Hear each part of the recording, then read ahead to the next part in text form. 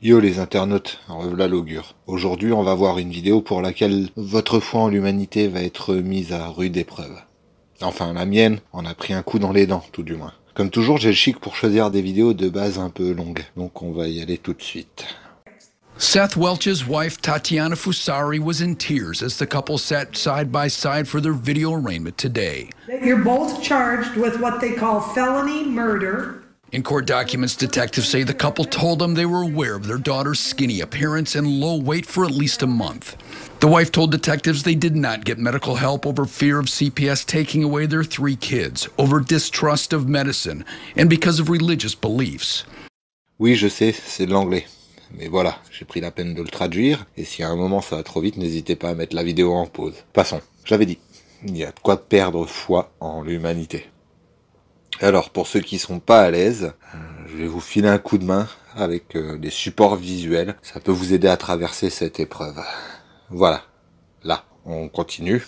En somme, ils ont tué leurs enfants par négligence, car leur croyance leur intimait de la méfiance envers les institutions investies dans la santé.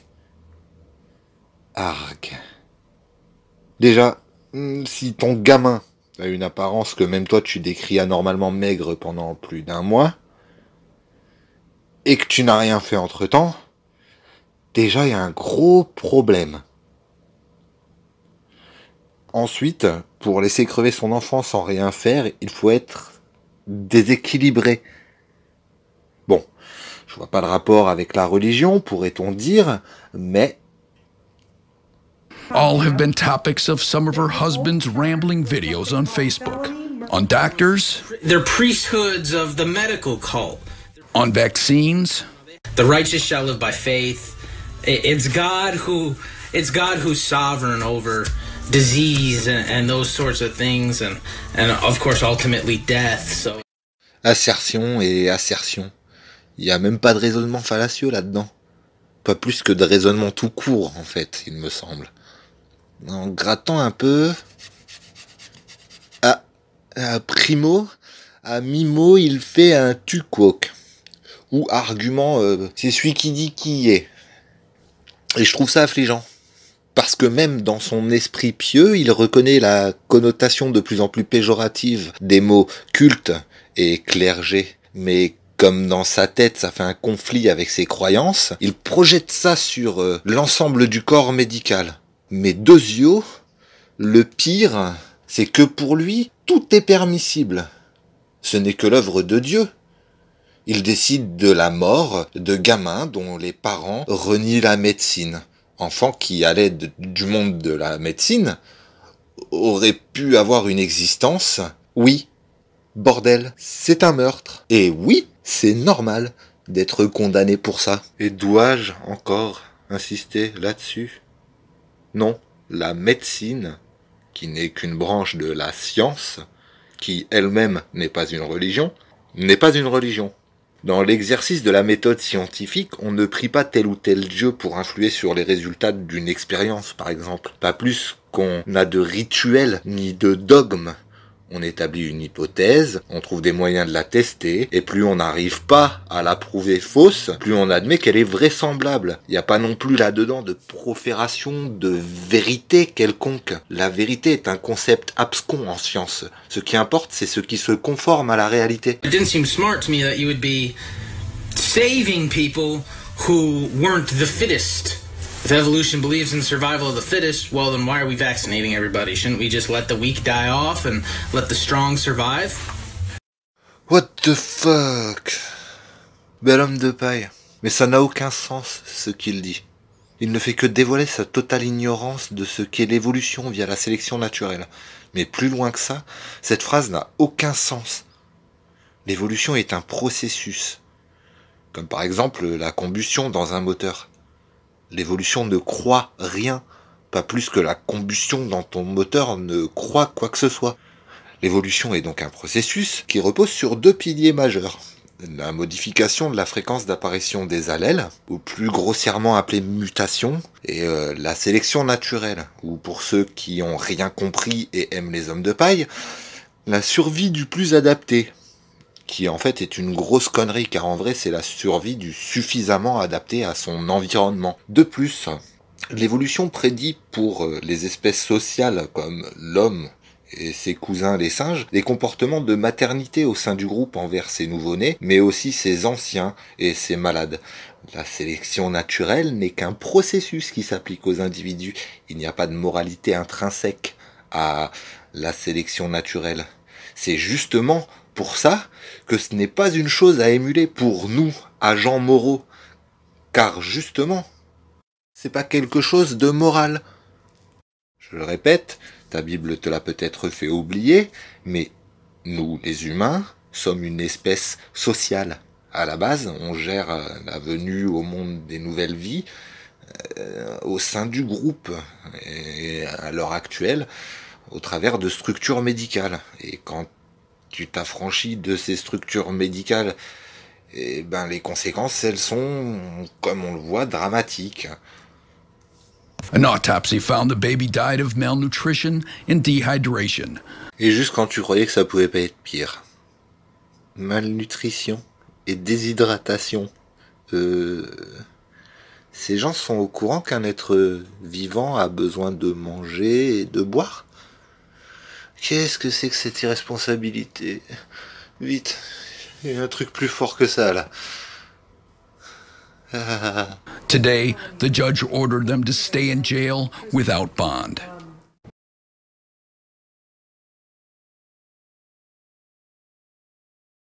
Quoi? Bah quoi? Non, j'ai pas de blagounette là. Je jubile pas particulièrement de savoir qu'ils ont été condamnés. J'aurais préféré qu'en premier lieu, ils ne se rendent pas coupables de la mort de leur fille, par idéologie. Herbert and Catherine Scheibel are charged with third-degree murder following the death of their 8-month-old son Brandon this spring. Instead of caring and nurturing him, they ultimately caused his death by praying over his body instead of taking him to the doctor. Rien à ajouter. Et oui, il dit bien que la mort a été causée par le fait que ses parents restent là à prier. Et je suis plus que d'accord, la prière est une belle forme d'inaction.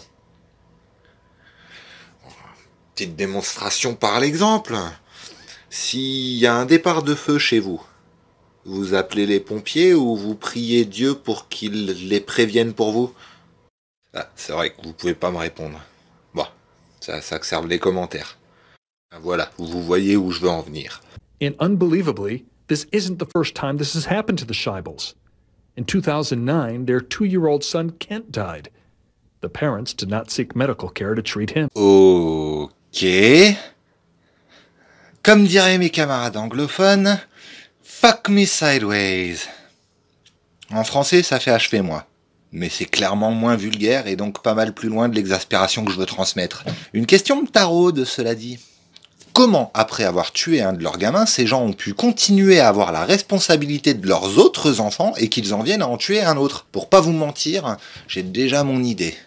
Mais la suite vous éclairera là-dessus. I tried the previous case 2.5 years ago, and the circumstances to that case to this case are eerily similar. Elle, c'est la juge qui a jugé cette affaire la première fois. Inutile de la juger trop sévèrement, vous allez voir pourquoi. In the first case, the Scheibels were found guilty of involuntary manslaughter and the death of Kent. The prosecutor asked for prison time, but the judge instead opted for probation and allowed the couple to move back to their home with their 7 other children. The judge did order them to seek medical care for their children in the future. Voilà, donc l'explication c'est celle-ci. Le juge a demandé une peine d'emprisonnement, mais les jurés, qui comme en France sont juste des citoyens tirés au hasard, ont décidé de relaxer les parents. Alors ok, c'est pas une explication, mais quand on prend en compte que 65% des Américains sont chrétiens, là on a un début d'explication. Et j'élaborerai que si 0% des Américains croyaient en Dieu, ses parents auraient été condamnés et n'auraient pas eu l'occasion de tuer un deuxième de leur enfant. Et donc oui, c'est bel et bien une démonstration que les croyances impactent la réalité, et que plus les croyances se sont perchées et font des prononcements à propos de la moralité, plus les conséquences de ces croyances sont effroyables. Je passe rapidement sur le fait qu'ils aient 7 enfants, même si pour les gens réfléchis, de par les temps présents, c'est un nombre d'enfants aberrant. Et que les gens qui sont pas complètement cons sont conscients que plus tu as d'enfants et moins tu as de temps et de ressources à consacrer à chacun. I was upset at that, and I was upset because I felt that they just didn't get it, and they weren't going to get it. And now here we are, standing here again 2.5 years later, another one of their children is dead, and they still don't get it. Donc voilà pourquoi je disais qu'il fallait pas juger le juge. À ce sujet, elle a fait son travail. Mais comme 65% des Américains le sont, 65% des jurés sont chrétiens et ne peuvent émettre un jugement sévère à l'encontre de croyances qu'eux-mêmes tiennent en estime. Et c'est pour ça que j'argue du fait que si les jurés étaient athées, les parents auraient été condamnés. Winona Rossiter broke down as she and her attorneys asked for leniency from Judge Daniel Murphy. She and her husband Travis were convicted here last month of recklessly and negligently causing the death of their 12-year-old daughter Sybil, who died from a diabetic condition after not receiving medical care. Je me demande si elle a été clémente avec sa fille de 12 ans qui était en train de mourir alors que sa condition était bénigne. Oui, je sais, le diabète c'est pas vraiment bénin comme maladie. Ce que je veux dire, c'est qu'avec un bon suivi médical et un traitement approprié, les personnes diabétiques sont en mesure de vivre une vie à peu près normale en termes de durée de vie. Et je dis à peu près normale, car effectivement c'est contraignant. Il faut faire attention à ce que l'on mange tout le temps, il faut se faire des piqûres d'insuline, fréquemment, et contrôler souvent son taux de glycémie. Mais à part ça, les diabétiques vivent comme les autres. Et j'arguerai que cette femme mérite la même clémence dont elle a fait preuve face à sa fille mourante. C'est-à-dire aucune. They're members of the Church of the Firstborn, some here today, that believe in faith healing. Voilà, je crois que ça parle pour soi-même. Des gens qui croient que leur foi ou leurs prières ont un pouvoir quelconque sur la maladie. Mais malgré le fait que vraisemblablement ça ne marche pas, CF leur gamin qui meurt, ils continuent à y croire. Donc, ils sont totalement dans le déni. Ça me fait penser à ceux qui croient que la Terre est plate, qui, devant des preuves de la rotondité de notre planète, vont formuler des arguments ad hoc pour préserver leur préconception. À tous ces gens, je n'ai qu'une chose à dire, admettre que l'on a tort est la meilleure façon d'apprendre. Et surtout, c'est humble, plutôt que de camper des positions démontrablement fausses et de se croire détenteur d'une vérité absolue qui, de façon mystérieuse, ne serait pas accessible aux gens qui se servent de la méthode scientifique. Méthode qui, je le rappelle, n'a que faire de la vérité, et qui d'ailleurs n'a que faire des absolus, mais qui s'intéresse uniquement aux phénomènes qui se conforment à la réalité. En parlant de ça, l'efficacité de la prière a été testée. Je vous mets le lien dans la description. Et les résultats...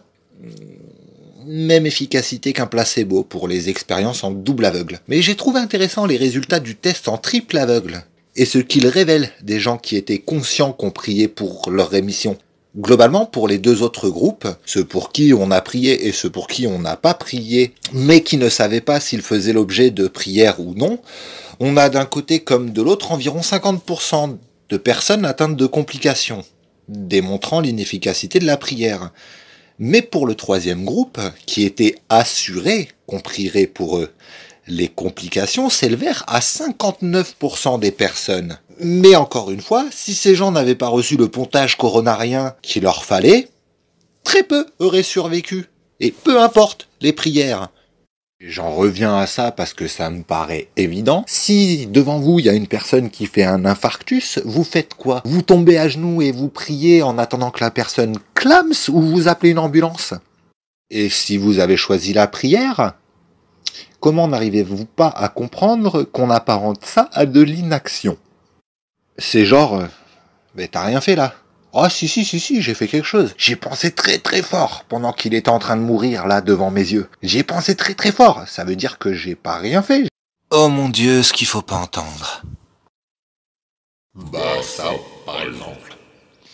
Putain, Dieu, je t'ai pas sonné. D'ailleurs, je pense pas que tu vas rester longtemps. J'ai une question. Comment ça se fait que tu répondes pas à tes prières? Voilà, enfin débarrassé. De plus, pour bien marteler ce point, à chaque fois que des gens crient au miracle, ce n'est jamais pour des faits médicalement prouvés.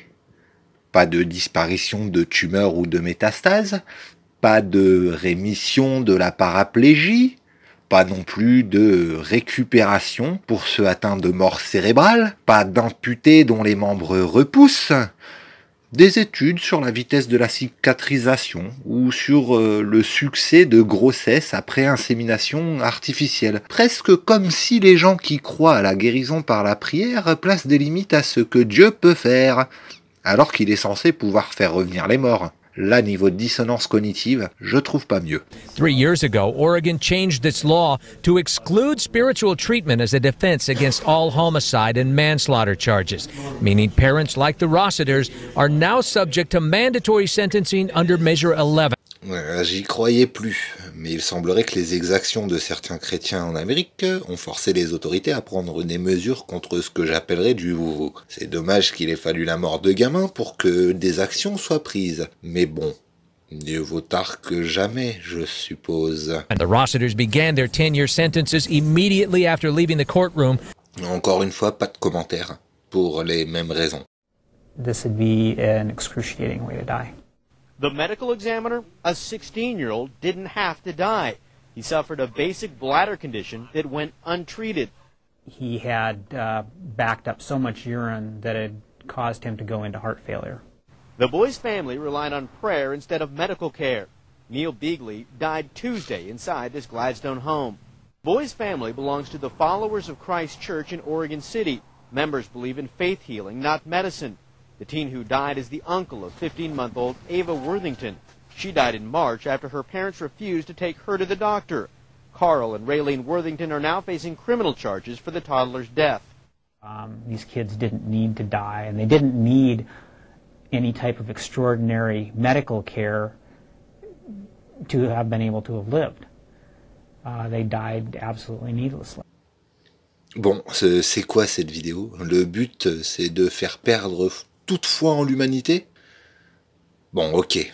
C'est la deuxième fois et je m'en excuse. Ce que j'entends par foi dans ce contexte, c'est ma confiance en la propension à la bonté de l'humanité. Rien à voir avec la foi pieuse. On pourra me dire que j'utilise le même langage obscur que les cultes, tant qu'on veut. Moi, j'ai au moins une définition cohérente des mots que j'emploie. Et je mets au défi quiconque de me donner une définition de la foi chrétienne qui soit autre que croire en l'absence de preuves ou en dépit de toute preuve du contraire. Ce qui est totalement irrationnel par définition.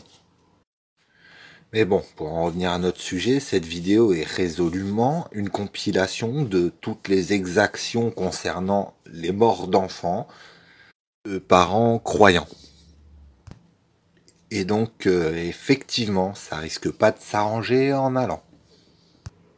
Mais bon, comme d'hab, on va pas se laisser démonter. Donc Niels Beagley est décédé d'un arrêt cardiaque après que sa vessie se soit trop remplie d'urine, car il avait un problème médical.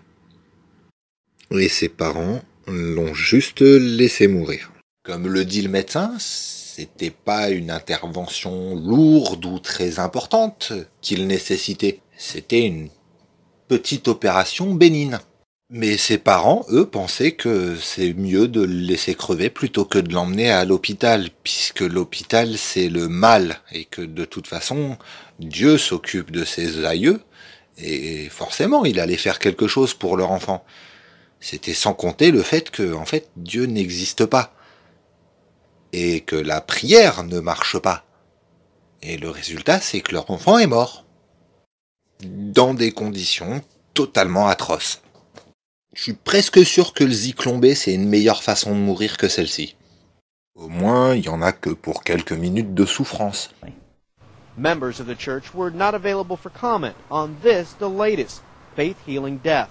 Pourquoi ça ne m'étonne même pas.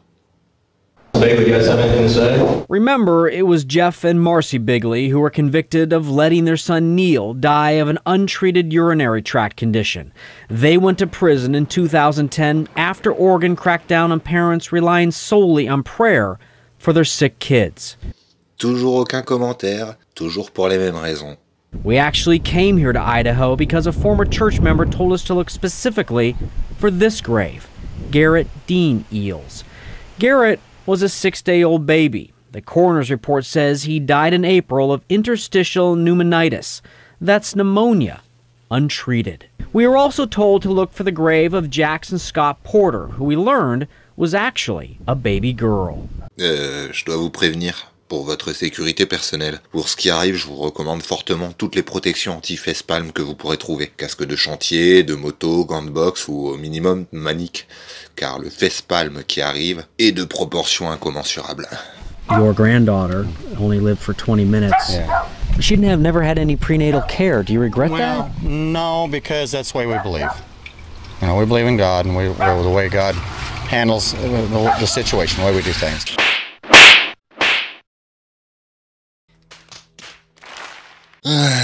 J'en reviens à ce que disait l'autre handicapé de la logique. Pour ces gens, tout est permissible. Et il faut surtout pas remettre en question leurs actes qui sont guidés par leurs croyances. Car c'est comme ça qu'ils croient. Et donc, d'après lui, si je crois que les fondamentalistes méritent de mourir, je suis justifié d'en tuer un max. What the fuck? Non. Même si je pense que les fondamentalistes font bien plus de mal que de bien à l'humanité, mon empathie s'étend aussi à eux, et je regrette qu'ils aient été endoctrinés, ou que leurs raisons prématurément avortées ne leur permettent pas de se rendre compte de l'immoralité de leurs actes. Ce que je veux dire, c'est que, comme agent moral, je préfère éduquer que punir. Here in the Seavies house, the coroner says their 14-year-old boy also succumbed to pneumonia. His mother was holding him on her lap when he died, and his name was Rocky. Ah, une autre aparté, n'hésitez pas à quadrupler les protections anti-facepalm, il y a du lourd qui arrive. What I will talk to you about is the law. Okay. I would like to remind you that this country was founded on religious freedom and on freedom in general. Freedom is freedom. Whenever you try to restrict one person or another in any fashion, then you're chipping away at freedom. Yours and mine. You think your son had freedom of choice? That's not a question I'm going to go into. I told you I'd talk about freedom. Non, non, non et non. L'Amérique n'a pas été fondée sur la liberté de croire et de faire ce que tu veux. Relis ta constitution, espèce d'ignare. Le premier amendement stipule que le Congrès n'a pas le droit d'instaurer de loi favorisant une ou des religions. Et si l'Amérique est devenue un pays de bigots par la suite, c'est à cause de gens comme toi. Car les politiques, cette sale espèce qui a comme vocation la démagogie par le mensonge, se rangent auprès des 65% de bigots qui peuplent ton pays. Sinon, ils n'auraient aucune chance d'être élus. Mais bon, on peut pas demander à un gars dont on a en droit de se demander s'il est capable de faire ses lacets de comprendre un principe élémentaire comme celui-ci. Alors que souvent, le premier amendement est décrit comme la séparation de l'Église et de l'État. Mais vu votre président actuel, présente-toi. Je suis sûr que t'as toutes tes chances. Of the 553 marked graves at the Peaceful Valley Cemetery, 144 appear to be children under 18. That's 25%. Many of the autopsies on the kids buried at this Followers of Christ cemetery were done by Coroner Erwin Sonnenberg's office. And he's fed up with Idaho's law that protects faith-healing parents. Et qui, dis-moi, qui d'un tant soit peu moral ne serait pas dégoûté de savoir que des meurtriers échappent à la justice parce qu'ils croient ne rien faire de mal? Je dois encore vous prévenir. Aucune protection ne sera efficace pour ce qui vient. Forcément, ça vient d'un politique. Donc attendez-vous à des structures de phrases oiseuses qui ne veulent rien dire. Faudrait pas être trop cohérent, les gens ne comprendraient pas. I had not heard of this at all. State Senator Fred Martin serves on Idaho's Health and Welfare Committee. He's disturbed by what we found at this cemetery. He's promised us he will look at Idaho's law. But to the question of whether Idaho will follow Oregon's lead and make what these parents are doing a crime, I'm not ready to go there at this time. I mean, I understand what you're saying, and I'm very, very concerned about a child, but we're weighing the rights of the parents' religious beliefs, and I would hope they would not be in conflict.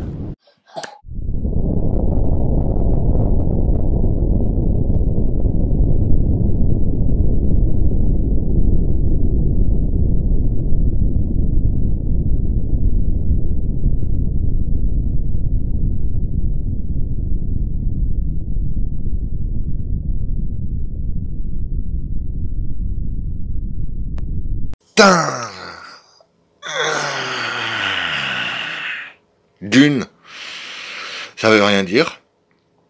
De deux, c'est malhonnête car normalement on prend pas en considération la liberté de tuer d'un meurtrier contre la liberté de vivre de sa victime. Et troisièmement, tu es bien politique car ce que tu dis est tellement incohérent que en fait t'aurais fermé ton déversoir à matière fécale CF ta bouche, et ben t'aurais dit la même chose, mais au moins tu serais pas passé pour ce que tu es, un sombre abruti qui sait même pas faire de phrases cohérentes.